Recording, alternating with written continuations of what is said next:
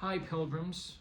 Today I'm in beautiful Rome, beautiful Roma, and yesterday I got to go see the Vatican. Today I'll be checking out the Colosseum, and while I was here, it got me thinking. You know, yesterday I got to see Plato's school, the Academy of Athens, painted by Raphael. It's in the Vatican, and I also got to see the Roman Pantheon yesterday. So all these things got me thinking. I'm going to be giving you a little bit of a history lesson today, a little bit of a Bible lesson, and a little bit of a theology lesson. And what we're going to be talking about ultimately is materialism and how it ties together Christianity, paganism, and atheism. Now, to start off, we're going to go a couple hundred years before Christ.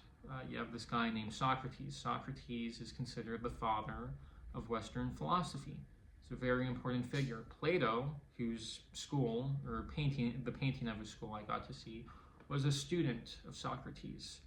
And there's this quote from C.S. Lewis's Last Battle, the final Narnia book. And Diggory Kirk, he looks around and he says, "It's all in Plato, it's all in Plato. Oh, what are they teaching kids these days?"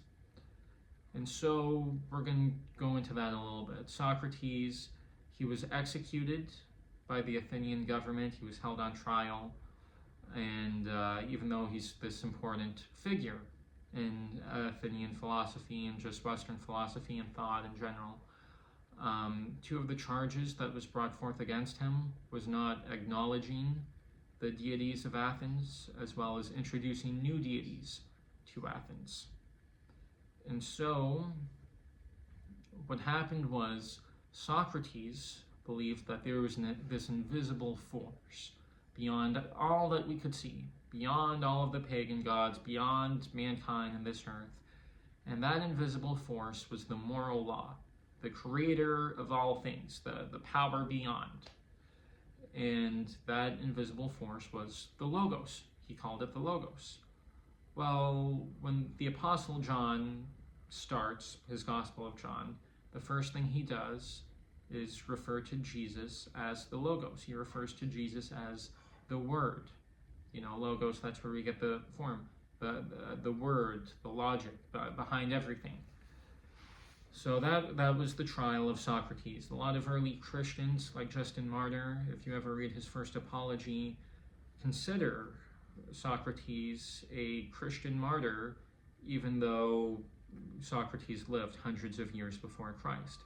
And that is the reason why, because even though he had no knowledge of the God of the Jews or of Jesus, he still believed that there is this invisible creator, this real God behind everything. The Logos, as the Apostle John said. Now we're going to jump a little bit forward to Polycarp. Polycarp of Smyrna. He was a disciple of the Apostle John, and Polycarp was executed by the Romans. And at Polycarp's trial, something you got to keep in mind is because Christians worship an invisible God, we only believe that there's one God and he's invisible, you can't see him, and that Jesus Christ is also that God. And Jesus Christ died on a cross for our sins, and he rose 3 days later and ascended up into heaven. That we were atheists. We only believe in one God, and that God died, right? And you can't see him. So they believed that we were atheists, that we believed in practically no gods. If you're not going to have a bunch, then you might as well not have any at all in their eyes. And so while they have Polycarp on trial, the crowd is shouting at him, "Down with the atheists, down with the atheists." Polycarp's reply, of course, was, "I agree, down with the atheists, down with the atheists." The reasoning why is because in Christian theology and Old Testament Judaism, pagans are viewed as atheists. They were viewed as real atheists because they are worshiping the creation of their hands. They are worshiping the creation instead of the creator. Whereas we believe in an invisible God who is actually God. He's able to create everything from nothing. Pagans, their creation story doesn't really feature omnipotent gods. The pagan deities are almost just like very powerful beings, but they're not necessarily God. They die, they make mistakes, they're sinful. And so Polycarp, he's shouting back, I agree, down with the atheists, saying, you guys are atheists because you're not worshiping any God. I'm the only one worshiping the real God here. Now, let's jump to our Bibles a little bit to try to back up what all that is kind of saying. I'm going to start in Isaiah 44, verses 9 through 20. Those who fashion a graven image are all of them futile, and their precious things are of no profit. Even their own witnesses fail to see or know, so that they will be put to shame. Who has fashioned a god or cast an idol to no profit? Behold, all his companions will be put to shame, for the craftsmen themselves are mere men. Let them all assemble themselves. Let them stand up. Let them tremble. Let them together be put to shame. A man shapes iron into a cutting tool, and does his work over the coals, fashioning it with hammers, and working it with his strong arm. He also gets hungry, and his strength fails. He drinks no water and becomes weary. Another shapes wood. He extends a measuring line. He outlines it with red chalk. He works it with planes and outlines it with a compass. He makes it like the form of man, like the beauty of man, so that it may sit in a house. Surely he cuts cedars for himself, and takes cypress or an oak, and raises it for himself among the trees of the forest. He plants a fir, and the rain makes it grow. Then it becomes something for a man to burn. So he takes one of them and warms himself. He also makes a fire to bake bread. He also makes a god and worships it. He makes it a graven image and falls down before it. Half of it he burns in the fire. Over this half he eats meat as he roasts a roast and is satisfied. He also warms himself and says, Aha, I am warm, I have seen the fire. But the rest of it he makes into a god, his graven image. He falls down before it and worships. He also prays to it and says, Deliver me, for you are my God. They do not know, nor do they understand, for he has smeared over their eyes so that they cannot see, and their hearts so that they cannot comprehend. No one recalls, nor is there knowledge or understanding to say, I have burned half of it in the fire, and also have baked bread over its coals. I roast meat and eat it. Then I make wood. He feeds on ashes. A deceived heart has turned him aside, and he cannot deliver himself, nor say, Is there not a lie in my right hand? You might be wondering to yourself, why are we talking about idolatry in this modern day? Well, to some extent, neo-paganism is on the rise. And neo-paganism, it's very much like a cross between paganism of old as well as atheism. It's mostly ex-atheists looking for some sort of spirituality. And even though they know that, Zeus isn't real, Thor isn't real, these are made-up beings, they go, well, my ancestors worshipped these gods, and so I'm going to go and worship my ancestors. I'm going to worship this god that I know is false. I'm going to go, I've actually seen, videos and pictures of different people on the internet going and making idols, and they just get a couple of sticks from the nearby woods, and it's ridiculous. But it's all due respect, but it's basically atheism with extra steps. They clearly know that they're formerly atheists. They still don't really believe in an invisible God. They're just worshiping the creation of their hands. They're worshiping what they can see. And we are seeing a rise, a resurgence in a way of paganism in the form of neo-paganism, which is just this weird mix of atheism with pagan aesthetics. Atheism as we know it didn't exist until very recently. It came out of deism, which came out of the Enlightenment, which didn't really arise till the 1700s. So atheism as we know it is very new. Darwin, evolution, all of that stuff was like, a little over 100 years ago. So just about, like maybe 150 years ago. We will continue into Romans 1.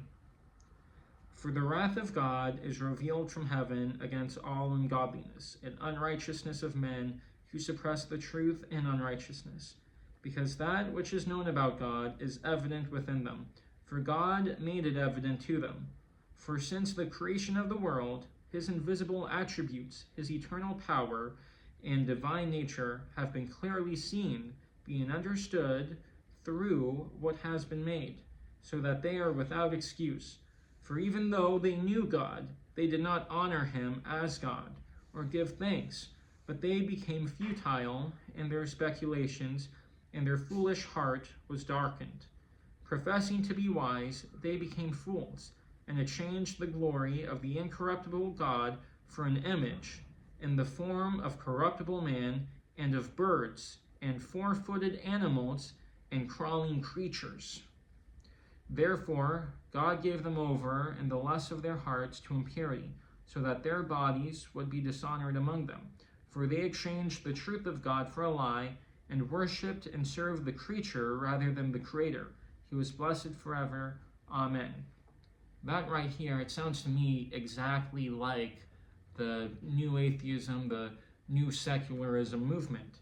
Let's just repeat it again. Professing to be wise, they became fools, and exchanged the glory of the incorruptible God for an image in the form of corruptible man, and of birds, and four-footed animals, and crawling creatures.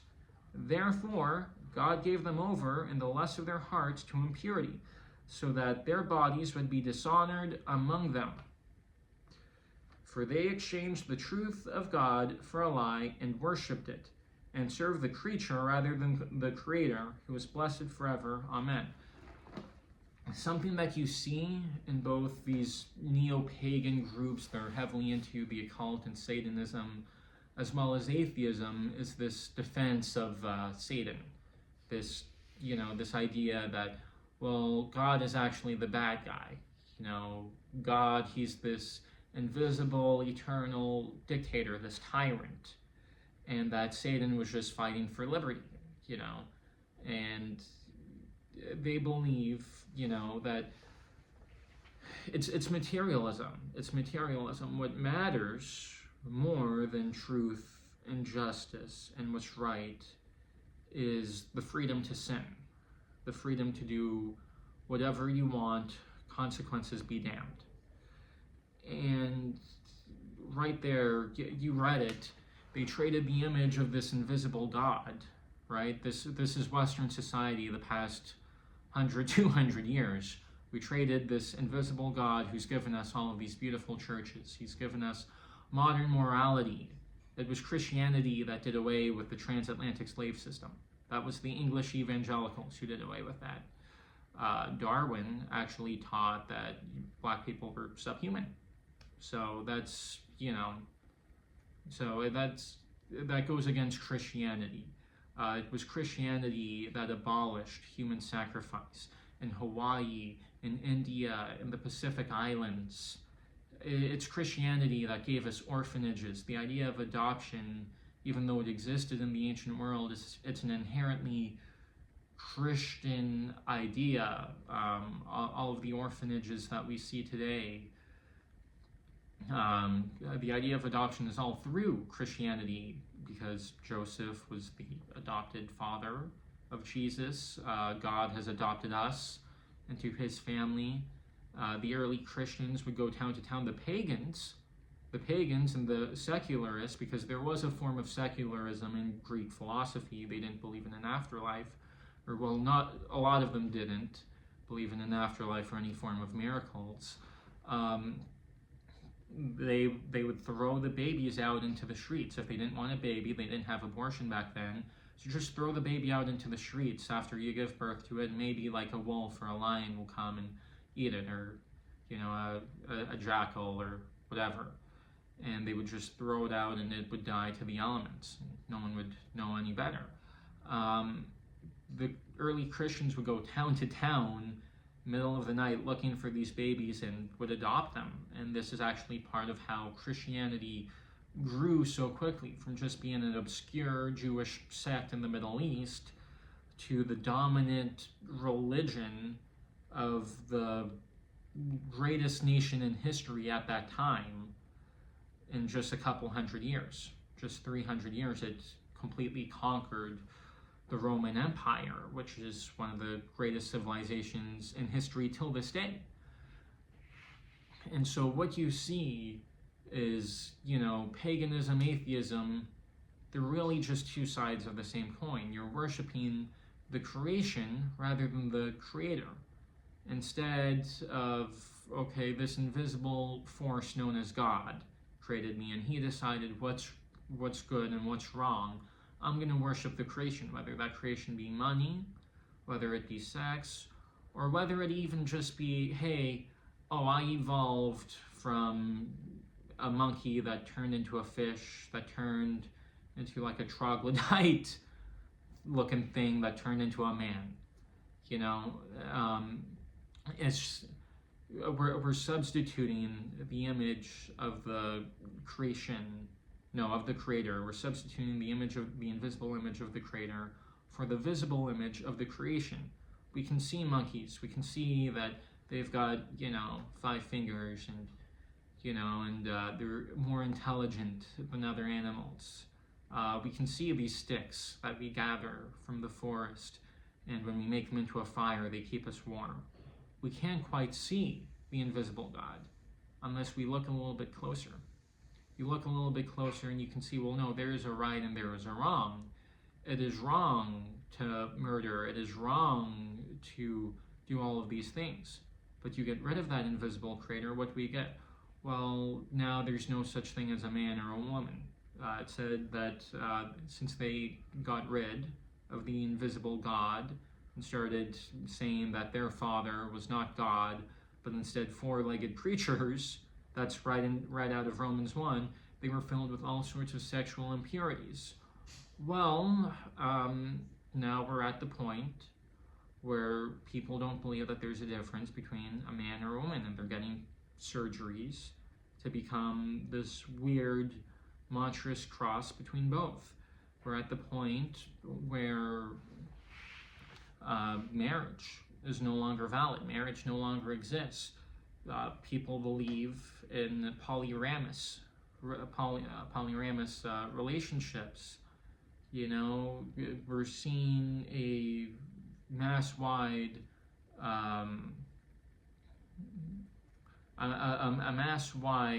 epidemic of young men being addicted to pornography, and part of it's just from the rise of the internet, but then it mostly comes from the rise of atheism, the abandoning of Christian morality as a society. And so make of all of this what you will, make what you will of Aristotle believing in the logos, and no matter what people say, that those were the charges put forward against him. He was executed for believing in this logos, as he put it, this invisible force beyond everything else that decides what's right and what's wrong. We know the early Christians put an emphasis on Greek philosophy. Paul quotes Greek philosophy quite a bit, Acts chapter 17, whatnot. We know that Christianity claims that atheism and paganism are interlocked, they're interconnected. It also claims that atheism is foolishness. The fool says in his heart that there is no God. And when they traded the image of God for the image of the creation, the animals, they fell into all sorts of sexual degeneracy and just insanity. because once you get rid of God, you get rid of objective truth, and so it turns into my truth versus your truth, and we're all just led by our own hearts. We know, just make of this what you will. Polycarp said, down with the atheists, down with the atheists. God bless. Wishing you all the best. Be safe out there.